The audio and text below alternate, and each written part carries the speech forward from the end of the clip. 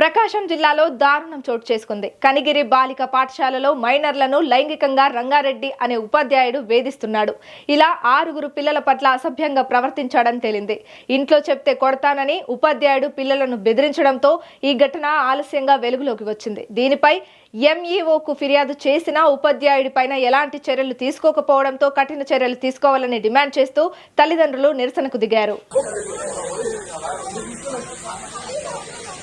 బాలుకనాథ పాఠశాలలో అక్కడ విద్యార్థులు చెప్పే రంగారెడ్డి అనే టీచరు బాలికలతో అసభ్యంగా ప్రవర్తిస్తూ లైంగిక వేధింపులు గురి చేస్తున్నారని చెప్పి ఆ చిన్న పిల్లలు భయపడుతూ వాళ్ళ తల్లిదండ్రులకు చెప్పడంతో కోపోతులైన తల్లిదండ్రులు ఈరోజు వాళ్ళ బంధువులందరికీ చెప్పుకొని అందరినీ తీసుకొని ఈరోజు స్టేషన్కి రావడం జరిగింది కంప్లైంట్ ఇవ్వడానికి.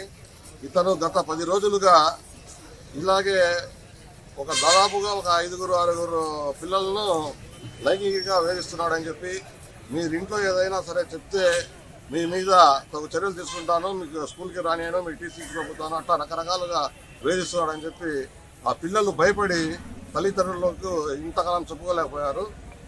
ఈరోజు ఇంకా వేధింపులు ఎక్కువ కావడంతో ఈరోజు భయభ్రాంతులైన పిల్లలు వాళ్ళ తల్లిదండ్రులకు చెప్పుకోవడం జరిగింది.